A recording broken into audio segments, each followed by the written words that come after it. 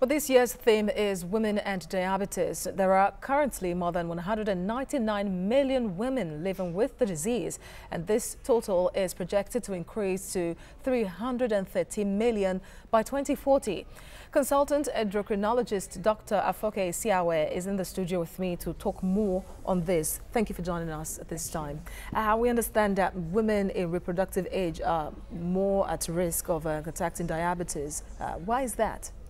First of all, the placenta hormone, the hormones produced by the placenta lead to insulin resistance. And so you have a number of women coming down with what we call gestational diabetes, which is diabetes that is first of all diagnosed during pregnancy.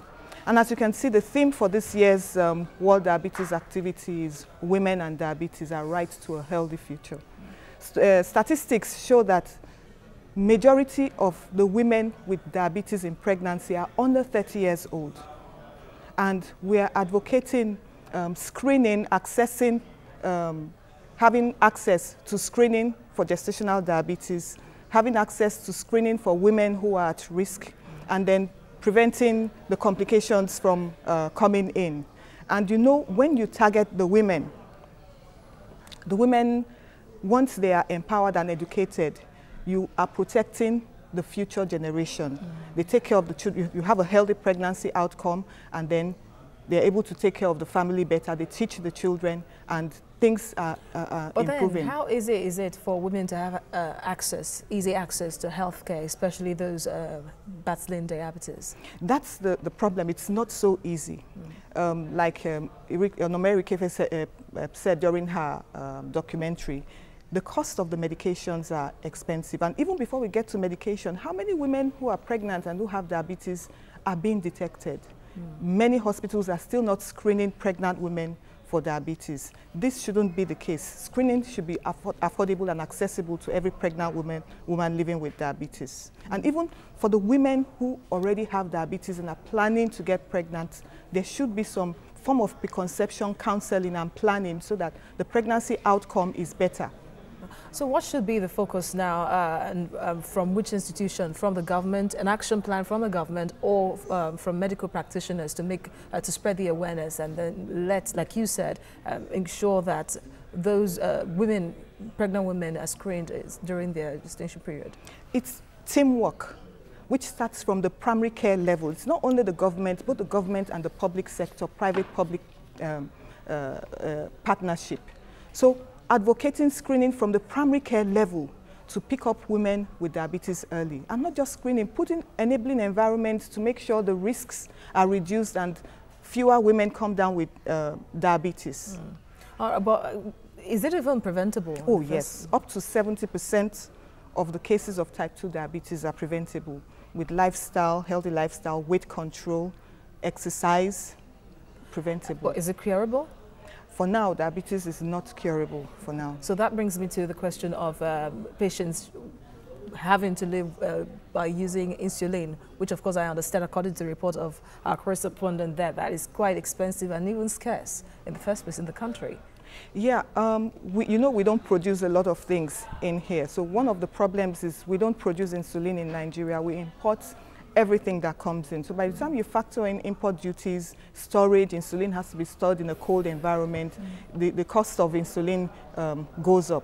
And for the pregnant women with diabetes, right now it's insulin we give to pregnant women with diabetes. But then they are resistant to it because of there's insulin resistant, but that is what is used to treat the pregnant women with diabetes because it's the safest medication for the unborn child and all that. So it's not readily available in the sense that it is expensive. And most people pay out of pocket because the health insurance sector today, the way it is, covers less than 5% of the Nigerian population. So you can imagine the individual bearing everything out of pocket. So if, from the government point of view, if they can cut off all these import duties and all these taxations on the products, it will reduce the cost of insulin by the time it's getting to the common man on the streets. In that report as well, an endocrinologist said that it's not about what a patient eats, it's about the insulin not working right. Okay, let me just, there are three main types of diabetes. You have the type 1 diabetes, in which the body doesn't produce insulin at all, and those individuals are dependent on insulin. They need insulin to survive.